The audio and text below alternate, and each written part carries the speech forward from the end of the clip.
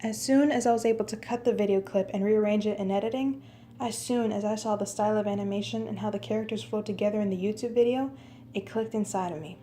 This pure, burning passion and determination was heating up in the pit of my stomach like magma. Ideas came rushing through my head, sometimes multiple ideas at a time. This is what I wanted to do. This is what I wanted to spend hours upon hours doing.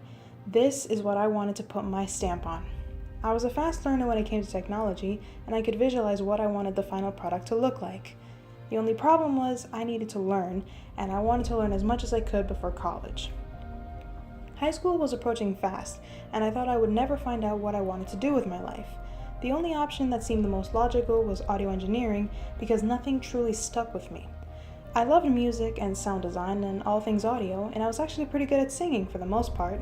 I tried to be someone else, but nothing seemed to change. I know now this is who I really am. But it never truly clicked. I never had ideas rushing through my head about the songs I could write or the sounds I could produce. When I tried to write a song, it felt like I was forcing myself to do it, which is not something I wanted in a career, so I had to change my focus and fast as I was in my junior year of high school. Luckily, I had a multimedia class, and on this particular day, we had to think about animation. My group randomly picked a motion graphic style of animation, which I had never heard about until now. I decided to look up some examples of the style, and it amazed me to the point of it becoming hypnotizing, and that's when things started to click. I hadn't thought much of animation, and I had even tried to do a 3D animation when I was younger, but unfortunately I got bored with it because I didn't have the patience that I do now. Now that I found an animation style that I like, I've been drawing every day, repeating the same motions over and over, hoping that I can at least draw something decent. I was ready to do whatever it takes to learn animation, and if it meant trying to quickly learn to be decent at drawing after years of self-deprecation, I was willing to do it in a heartbeat. I had already made multiple notes for an animation that I wanted to work on, but I need to practice first. Editing was also something that clicked inside of me, how you could take raw footage and manipulate it to how you want with special effects, cutting, and audio.